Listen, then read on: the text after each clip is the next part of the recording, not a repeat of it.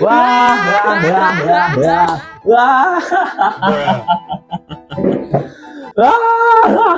Akhirnya setelah gua nonton Fantastic Four First Step ini, keluar bioskop gua tuh ngakak parah coy. Tapi gua ngakak bukan karena filmnya lucu, gua ngakak karena ketawa sama para konten kreator, YouTuber atau siapapun itu yang ada di TikTok, IG, YouTube yang ngebahas teori-teori tentang Fantastic Four First Step ini tuh salah semua. Teori-teori kayak nanti di filmnya bakal gini, nanti di filmnya bakal gini. Wah. Oke kawan, pada kesempatan kali ini gue bakalan berusaha untuk review non-spoiler Fantastic Four. Apakah ini film absolute cinema? No.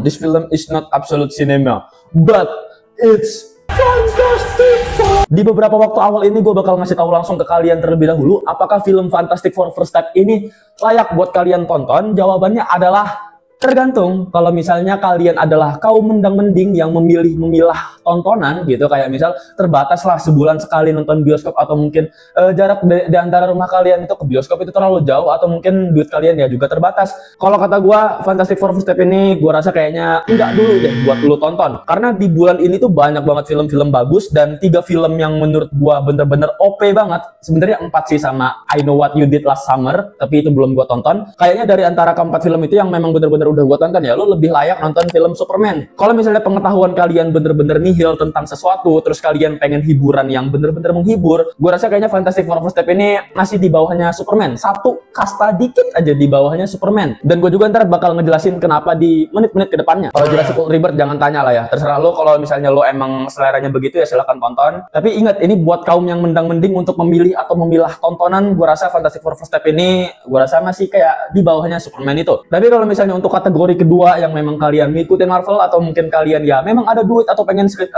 hiburan buat menonton bioskop, ya Fantastic Four First Step ini wajib banget buat lu tonton. Apalagi kalau misalnya lu fans fanatiknya Marvel, atau mungkin lo fans fanatiknya komik, atau mungkin fans fanatiknya superhero, wajib banget buat nonton Fantastic Four First Step ini, karena ini bener-bener fantastik banget. Dan di akhir credit scene-nya ntar bakal ada 2 credit scene, gua nggak bakal spoiler, santai aja. Itu bakalan loncat-loncat kegirangan coy, bakal loncat-loncat gak jelas. Oke, langsung aja. Pertama gue pengen ngebahas dari segi visualnya terlebih dahulu. Kalau misalnya dari segi visual, gua akuin Marvel ini sekarang lagi bebenah. Mereka tuh lagi meningkatkan quality over quantity, memperbaiki dari fase 4 ataupun fase 5 sebelumnya, dimana mereka setahun bisa 4 ataupun 5 film live action. Sekarang ya dikurangin jumlahnya. Kalau misalnya tahun ini kan udah 3 ya, total udah ada 3 ya, ketara banget lah. Mereka sedang memperbaiki kualitasnya, karena dari segi sinematografi itu tidak ngasal-ngasalan di film ini. Bahkan kalau misalnya untuk adegan yang kayak di dalam studio, jadi kan ya udah ketahuan lah kalau misalnya ada adegan yang memang dibuat set desainnya di dalam studio dan segala macam, itu yang gak asal sekedar ngambil gambar doang gitu. Karena ya kalau misalnya kalian perhatiin sendiri ya, film-film action ataupun superhero itu tuh biasanya dari segi sinematografi itu sedikit berbeda dengan film-film drama ataupun film-film sejenisnya yang lebih santai, kayak misal film romance, film drama, film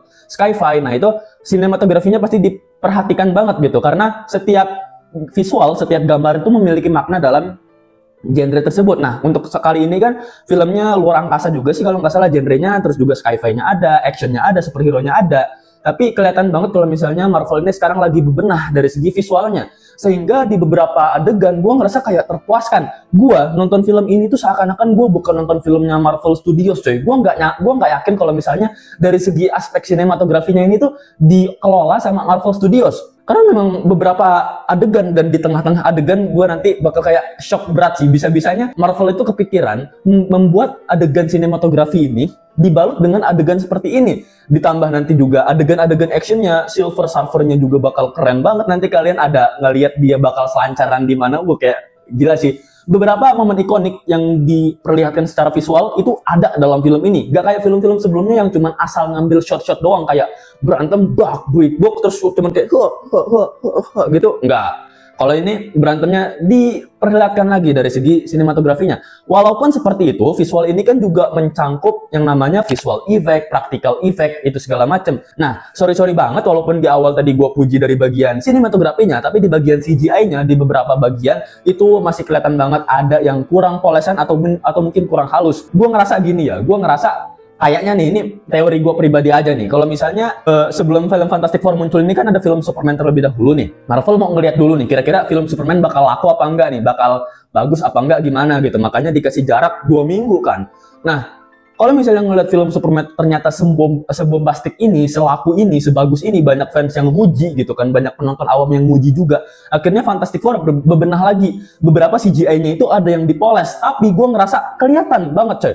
Lu ntar bakal lihat sendiri aja lah. Ada beberapa yang memang kayak visualnya itu dipoles lagi. Jadi kayak misalnya udah bahan editan, tapi diedit lagi. Lu kalau misalnya mata lu bener-bener jelih, nanti mungkin bakal ngerasain di beberapa adegan. Dan gue juga nggak bakal spoiler adegannya yang mana. Dan juga di beberapa CGI-nya itu animasinya ada animasi pergerakan. Ya kalian tahu sendirilah. Beberapa karakter yang ada dalam film ini tuh dibuat dengan CGI juga. Nah, animasi itu adalah bagian artikulasinya, bagian pergerakannya itu ada juga yang apa namanya? Tidak natural. Jadi kelihatan banget kalau misalnya itu adalah gerakan animasi. Tapi secara overall santai aja, ini nggak bakal mengganggu aspek kalian menonton kok secara keseluruhan, santai aja. Karena selanjutnya yang bakal gue bahas adalah dari segi soundnya. Gue tuh udah hampir lama banget nggak nemuin apa namanya scoring musik yang bener-bener dibuat lagi dari nol. Gue nggak tahu sih, ini kayaknya dari versi Fantastic Four sebelumnya sound scoring musiknya. Cuman gue ngerasa kayak ini tuh ikonik dengan filmnya sendiri. Belakangan ini gue tuh ngeliat film Marvel tuh ya udah kayak ngeliat ini film aja gitu. Tapi dengan adanya scoring musik yang ataupun sound design dalam film ini, gue melihat akhirnya film Marvel yang satu ini tuh mempunyai ciri khas lagi. Walaupun sebelumnya gue bilang Thunderbolts itu bagus, tapi setelah gue nonton kayak, oh ya udah ini film bagus doang gitu. Tapi kalau misalnya untuk ini, gue akuin kali ini ada ciri khasnya yang dibantu dengan audionya itu, dengan musiknya Fantastic Four. Itu bener-bener setelah gue keluar dari bioskop itu gue ulang-ulang lagi lagunya kayak Fantastic Four.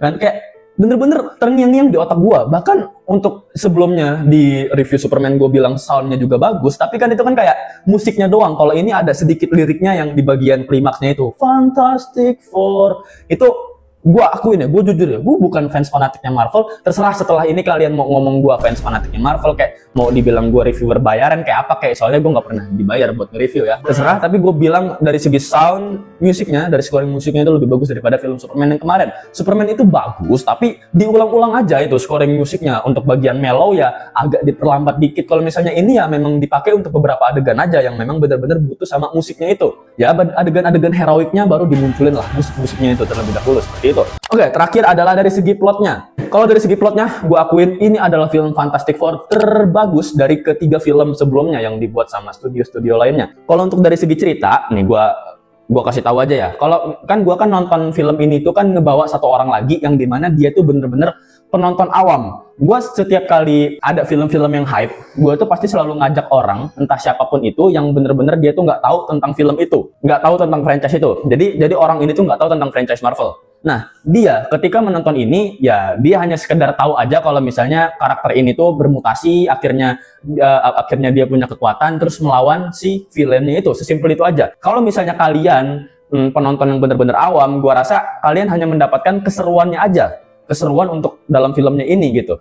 Bahkan kata temen gue itu, katanya actionnya itu lebih seru film ini ketimbang film Superman itu. Tapi kalau misalnya mau dibungkus secara overall, gue pribadi yang memang gue ngerasa kayak film Fantastic Four First Step ini ya bisa aja kalian tonton kalau misalnya kalian nggak ngerti apapun tentang film Fantastic Four sebelumnya, atau mungkin kalian nggak tahu tentang cerita original Fantastic Four sebelumnya. Tapi kalian harus teliti, bener-bener harus teliti. Kalian harus perhatiin dialog-dialognya, kalian harus perhatiin visualnya, yang dimana itu kan agak sedikit susah untuk penonton awam, apalagi yang mereka itu nggak ngerti tentang bahasa Inggris, yang dimana kalau nonton itu kan mata harus satu ke atas, satu ke bawah ngeliat subtitlenya. Jadi mungkin kalian bakal ada misinformasi karena pacing dalam film ini tuh cepet bang.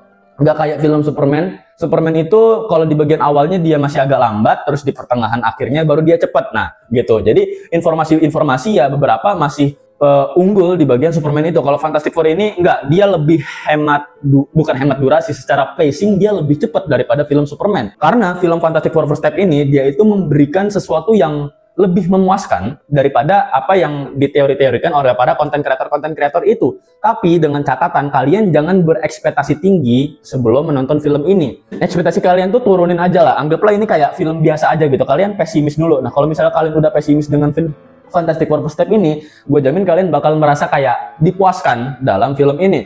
Tapi walaupun seperti itu, ada bukan beberapa bagian, hampir seluruh bagian dalam film ini yang dimana gue tuh ngerasa kayak kan pasti kan ada dong momen-momen emosional ataupun momen-momen pertarungan yang bakal ada puncaknya. Nah selama selama adegan itu berlangsung, kayak misal dibuat dari datar dulu, di datar, terus tegang naik nih, wah tegang banget nih gua nontonnya, kira-kira akhirnya bakal seperti apa.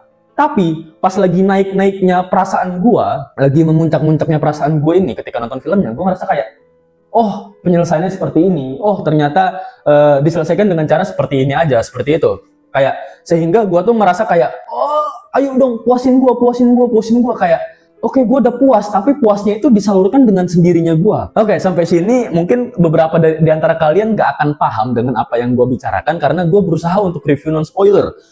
Tapi gue ngasih tahu dulu ke kalian. Nah, oke nih, gue udah selesai ngebahas bagian plotnya, jadi kalian silakan tonton sendiri aja. But almost absolute cinema, but not absolute cinema. This is fantastic. Dia ada jalannya tersendiri. Bahkan ketika gue nonton film ini, gue ngerasa ini bukan Marvel Studio yang bikin, dan memang dunianya itu bener-bener beda banget. Oke, tadi kan gue kan pengen ngebahas perkara ini ya, perkara gue nggak pengen review non spoiler. Dan di sini gue pengen ngasih tau ke kalian, ini adalah sedikit segmen yang sedikit bagian yang berbeda dalam review ini. Gue pengen ngasih tau kalian kalau sebenarnya review non spoiler itu menurut gue pribadi itu hampir nggak ada. Karena kalau misalnya kalian pengen mereview anggapannya review makanan lah, kalian ngelihat orang makan bakso, wah enak banget nih gitu kan. Ya udah sesimpel ini enak atau nggak enak aja. Kalau misalnya enak ya kalian akhirnya datang, kalau misalnya nggak enak ya udah kalian nggak datang. Nah, makanya di beberapa detik awal tadi gue bilang aja, film ini apakah worth it atau tidak.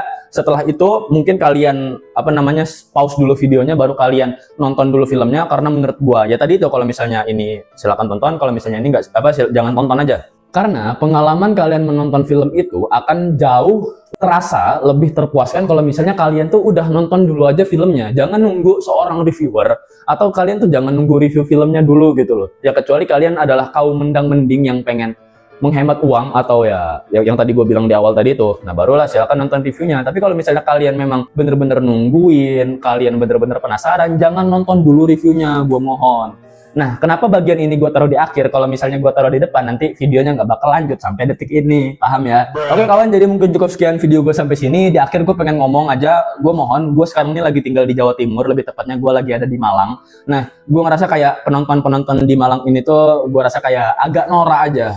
Jujur aja agak norak ya. Gue kan gue ini beberapa tempat di Indonesia gue udah pernah, nggak beberapa tempat sih, lebih seringnya gue di Lampung sama di Jakarta. Nah di dua tempat itu gue kalau misalnya nonton bioskop, orang-orangnya itu pada ngerti semua, kayak misal mereka nggak bakal buka HP selama pertunjukan berlangsung, selama filmnya diputar, terus nggak bakal ngobrol selama filmnya diputar. Kalau misalnya emang ada film yang seru, mungkin ada bagian kayak fan service-nya, atau mungkin ada bagian yang wahnya, itu barulah mereka kayak teriak gitu kan, wah seru. Nah itu nggak masalah. Nah kalau misalnya penonton di Malang ini, mohon maaf banget nih, gue jujur-jujuran aja ya, yang tersinggung ya gue terserah sih kalian mau ngebahas apaan.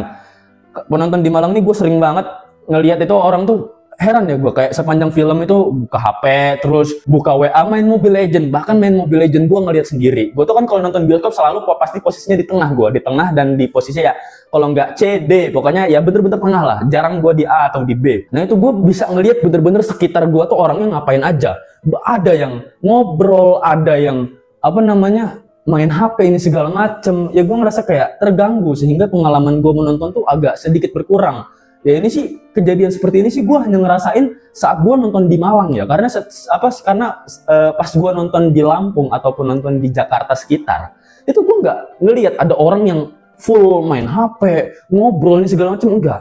Bahkan di saat gue nyuruh orang itu diem gitu kan, dia masih lanjut terus, kayak tolonglah gitu ya, jangan norak. Masalahnya di awal sebelum filmnya diputar itu tuh ada peringatan dulu, jangan berbicara ketika filmnya diputar, jangan main HP, bahkan disuruh matiin HP-nya dulu kan, notifikasinya biar nggak gangguin segala macam. Kayak nggak tahu lagi lah gue lah. Ini udah sekian banyaknya gue di Malang ngerasain pengalaman nonton kayak begini, sehingga gue tidak ngerasa terpuaskan ketika gue nonton bioskop. Tadi gue udah pamitan kan ya. Terima kasih ya, dan sampai jumpa. Bye-bye.